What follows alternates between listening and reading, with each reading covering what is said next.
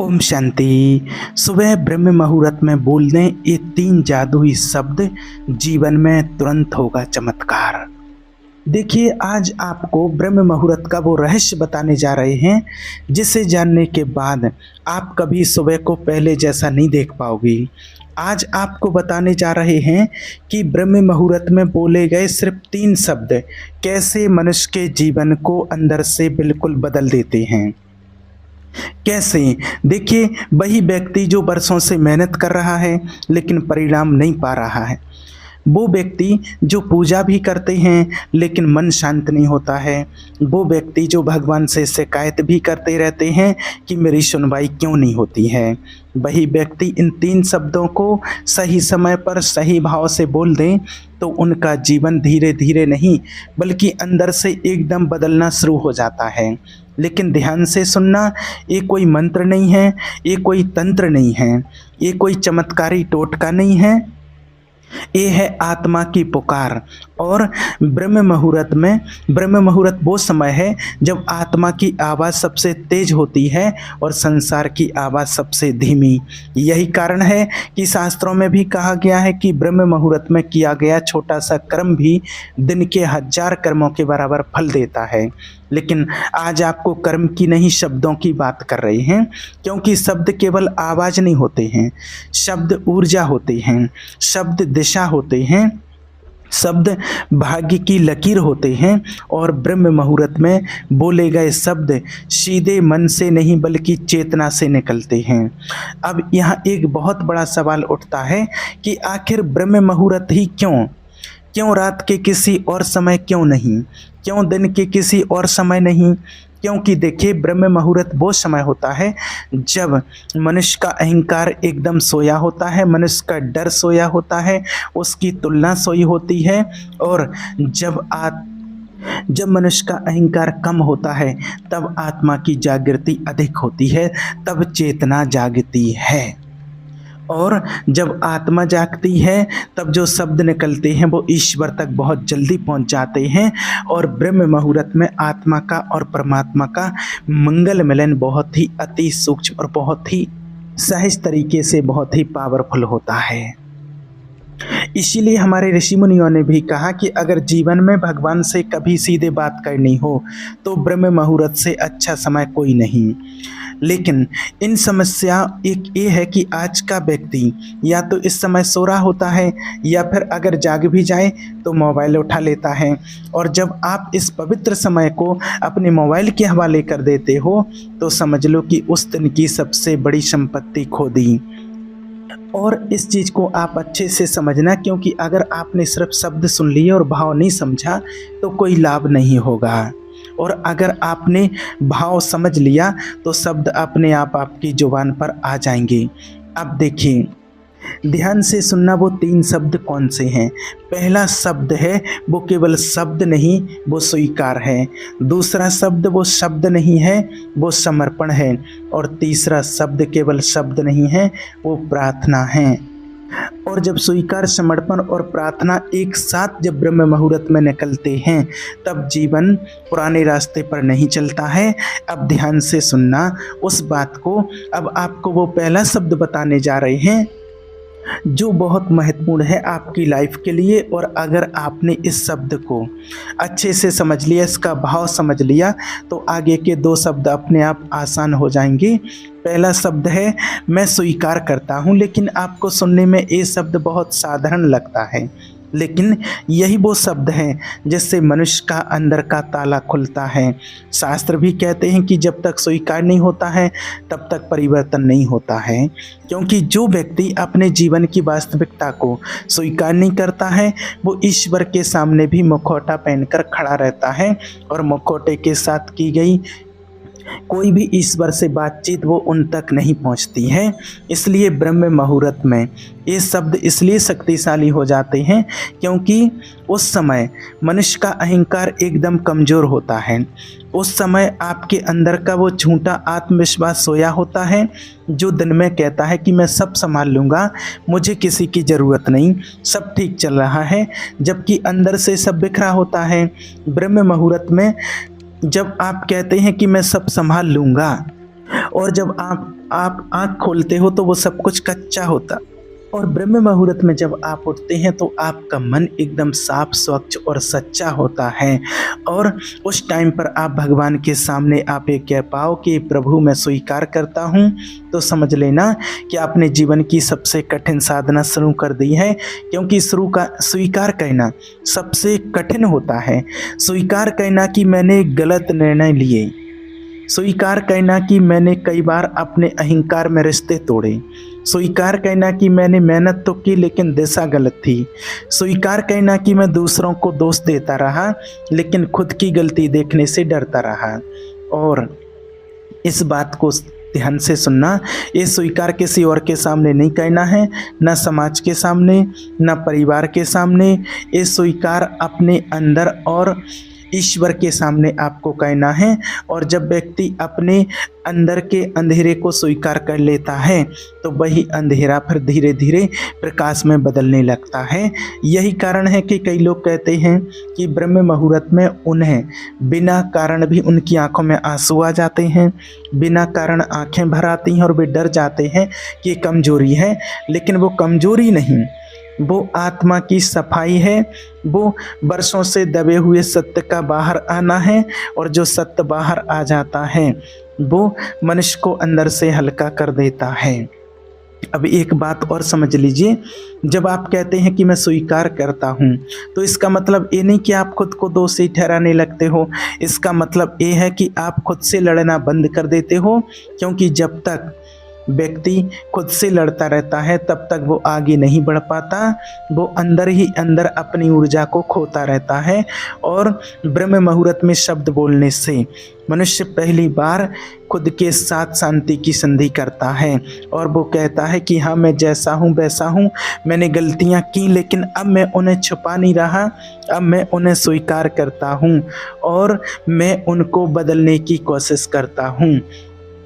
और शास्त्रों में तो स्पष्ट लिखा है कि ईश्वर से ज़्यादा कठोर न्यायाधीश कोई नहीं, लेकिन उससे ज़्यादा करुणा में भी कोई नहीं है। और करुणा उसी पर उतरती है जो सत्य के साथ खड़ा हो। इसलिए ये पहला शब्द बहुत ज़रूरी है। क्योंकि अगर आप सीधे मांगने लग जाओगे, सीधे समर्पण की बात करने लग जाओगे लेकिन अंदर से झूठे रहोगी तो वो सब दिखावा बन जाएगा। और दिखावे से जीवन नहीं बदलता, जीवन बदलता है ईमानदारी से। और ब्रह्म मुहूर्त की ईमानदारी दिन के किसी और समय संभव नहीं होती। क्योंकि दिन में मन कितने ही बहाने ढूंढ लेता है लेकिन सुबह के उस पवित्र समय में बहाने चुप रहते हैं और सच बोलता है। इसीलिए जब आप रोज़ इस शब्द को बोलोगे तो धीरे धीरे आप देखोगे कि आपकी सोच साफ होने लगी है, आपके निर्णय तेज होने लगे हैं। आपको ये समझ आने लगेगा कि कहाँ आप खुद को धोखा दे रहे, आधा काम करना, क्या सही कर रहे थे क्या गलत कर रहे थे, ये आपको सब कुछ स्पष्ट समझ में आने लगता है। और याद रखना यही वो क्षण होता है जहाँ से आपके जीवन की दिशा बदलती है। क्योंकि जो व्यक्ति अपनी कमी कमजोरियाँ अपने दोषों को स्वीकार कर लेता है वो सुधार के रास्ते पर अपने आप आ जाता है, उसे कोई धक्का देने की ज़रूरत नहीं पड़ती। और यही कारण है कि ये पहला शब्द उन आगे के दो शब्दों की नींव है। अगर नींव कमज़ोर होगी तो ऊपर की इमारत खड़ी नहीं होगी। इसलिए इस शब्द को आप हल्के में मत लेना। इसे सिर्फ बोलना नहीं है, इसे अपने अंदर महसूस करना है, इसे अपने अंदर उतरने देना है। और जब आप ये कर लोगे तभी आप दूसरे शब्द के योग बनोगे। तो याद रखना, अब हम उस शब्द पर पहुंच चुके हैं जहां से अधिकतर लोग रुक जाते हैं, डर जाते हैं या फिर इस शब्द को गलत समझ लेते हैं। दूसरा शब्द है मैं समर्पित हूँ। और याद रखना ये शब्द सुनने में जितना सरल है जीवन में उतना ही कठिन। क्योंकि स्वीकार करना आसान है लेकिन समर्पित होना कठिन है। स्वीकार करने में आप ये मान लेते हो कि हाँ मैंने गलतियाँ की हैं, लेकिन समर्पण में आप ये मान लेते हो कि अब मैं अपने अहंकार से आगे नहीं चलूँगा, अब मैं केवल अपनी बुद्धि को ही अंतिम सत्य नहीं मानूंगा और एक बात यहीं से मनुष्य का संघर्ष फिर शुरू होता है, क्योंकि मनुष्य ईश्वर पर भरोसा तो करना चाहता है लेकिन नियंत्रण अपने हाथ में ही रखना चाहता है। वो कहता है कि भगवान आप मदद करो, लेकिन जैसा मैं चाहता हूँ वैसा ही होना चाहिए।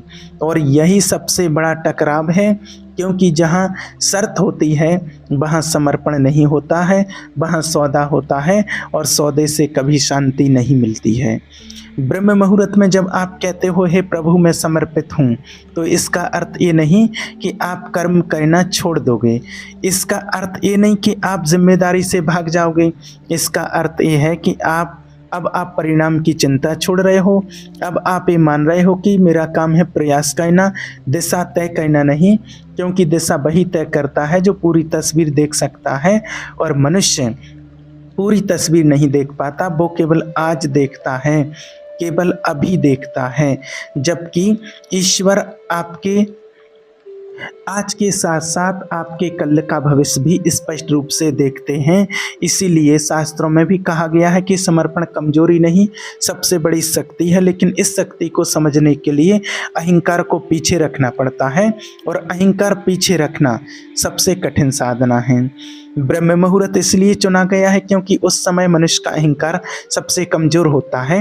उस समय आपका नाम, आपका पद, आपका पैसा, आपकी तुलना सब कुछ सोया रहता है, और जब ये सब सोए होते हैं तभी आप सच्चे अर्थों में कह पाते हो कि मैं समर्पित हूँ। अब एक बात और समझिए, समर्पण का अर्थ ये नहीं कि आप दुखों को बुलावा दे रहे हो। समर्पण का अर्थ ये है कि अब आप दुखों से लड़ने की जगह उनसे सीखने को तैयार हो रहे हो, क्योंकि जीवन में दुख तब तक आता है जब तक वो कुछ सिखा ना दे, और जैसे ही सीख पूरी होती है दुख का कारण अपने आप समाप्त होने लगता है। लेकिन जो व्यक्ति समर्पित नहीं होता है वो हर दुख से लड़ता रहता है, हर परिस्थिति को अपने अहंकार पर ले लेता है, और परिणाम ये होता है कि वही समस्याएं अलग अलग रूप में बार बार लौटती रहती हैं। एक बात और ध्यान रखना, जब आप ब्रह्म मुहूर्त में शब्द बोलते हो तो आप दिन की शुरुआत एक भारी बोझ के साथ नहीं बल्कि ईश्वर पर भरोसे के साथ करते हो। आप ये स्वीकार कर लेते हो कि आज जो भी होगा मैं उससे भागूंगा नहीं, मैं उससे सीखूंगा, और यही भाव व्यक्ति को अंदर से मजबूत बनाता है, बाहर से नहीं। शास्त्रों में भी कहा गया है कि समर्पण वही कर सकता है जो साहसी हो, जो हिम्मतवान हो, और जो डरता है वो कभी समर्पित नहीं हो सकता है, क्योंकि समर्पण में ये साहस चाहिए कि अगर मेरी योजना विफल भी हो जाए तो मैं अकेला नहीं हूँ, और यही भाव इंसान के अंदर अद्भुत शांति पैदा करता है।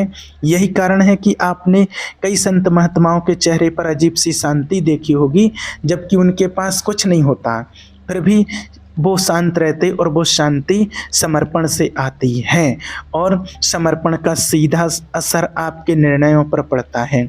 जब आप समर्पित होते हो तो आप जल्दबाजी में निर्णय नहीं लेते हो, आप आवेश में कुछ नहीं कहते हैं, आप क्रोध में भी कुछ नहीं करते हैं, क्योंकि अब आप ये जान चुके होते हो कि हर क्षण मुझे खुद को साबित नहीं करना है। और यही कारण है कि जो ब्रह्म मुहूर्त में नियमित रूप से ये शब्द ईश्वर के लिए समर्पित होकर के बोलते हैं, उनके जीवन में धीरे धीरे तनाव कम होने लगता है, अनावश्यक लड़ाइयाँ खत्म होने लगती हैं, और कई समस्याएं बिना हल किए ही दूर हो जाती हैं, क्योंकि समस्या का असली कारण बाहर नहीं अंदर का टकराव होता है, और समर्पण उस टकराव को समाप्त कर देता है। इसलिए ये दूसरा शब्द केवल बोलने का नहीं, इसे जीने का है, इसे पूरे दिन अपने व्यवहार में उतारने का है। और जब आप ऐसा करोगे तब आप स्वयं अनुभव करोगे कि जीवन पहले जैसा नहीं रहा, क्योंकि अब आप जीवन को नियंत्रित करने की कोशिश नहीं कर रहे बल्कि जीवन के साथ बहना सीख रहे हो। और यही वो बिंदु है जहाँ से तीसरा शब्द जन्म लेता है। अब आप ध्यान से सुनना, अब उस अंतिम शब्द पर पहुंच चुके हैं जहां स्वीकार और समर्पण मिलकर प्रार्थना बन जाते हैं। तीसरा शब्द है मेरा मार्गदर्शन करो। और ये शब्द कोई मांग नहीं है, ये कोई शर्त नहीं है, ये कोई शिकायत नहीं है। ये आत्मा की वो पुकार है जिसमें अहंकार पूरी तरह से पिघल चुका होता है। जब व्यक्ति ब्रह्म मुहूर्त में भगवान से कहता है कि हे प्रभु मेरा मार्गदर्शन करो, तो वो ये नहीं कह रहे हैं कि धन दे दो, मुझे पद दे दो, मुझे सुख दे दो, बल्कि वो ये कहते हैं कि मुझे सही रास्ता दिखा दो। क्योंकि जिसने रास्ता पा लिया उसे मंजिल के लिए भटकना नहीं पड़ता। और ध्यान से सुनना एक बात, जीवन की सबसे बड़ी त्रासदी ये नहीं है कि मनुष्य असफल हो जाता है, सबसे बड़ी त्रासदी ये है कि वो गलत दिशा में सफल हो जाता है। और जब गलत दिशा में सफलता मिलती है तो अंदर का खालीपन और भी गहरा हो जाता है। इसलिए तीसरा शब्द इतना महत्वपूर्ण है क्योंकि ये व्यक्ति को बाहरी उपलब्धियों से नहीं, आंतरिक दिशा से जोड़ता है। ब्रह्म मुहूर्त में ये शब्द इसलिए प्रभावी होते हैं क्योंकि उस समय मन अत्यंत शांत होता है, विचारों का शोर कम होता है। और जब शोर कम होता है तब संकेत स्पष्ट सुनाई देते हैं। बहुत से लोग पूछते हैं कि मार्गदर्शन कैसे मिलता है, क्या कोई आवाज़ सुनाई देती है, क्या कोई चमत्कार होता है? लेकिन सत्य है कि मार्गदर्शन हमेशा आवाज़ बनकर नहीं, वो कभी अंत प्रेरणा बन कर के आता है, कभी किसी बात को ना करने की तीव्र भावना बन कर के आता है, कभी किसी व्यक्ति से अचानक दूरी बनाकर आता है, और कभी किसी अनजान अवसर की ओर खिंचाव बनकर आता है।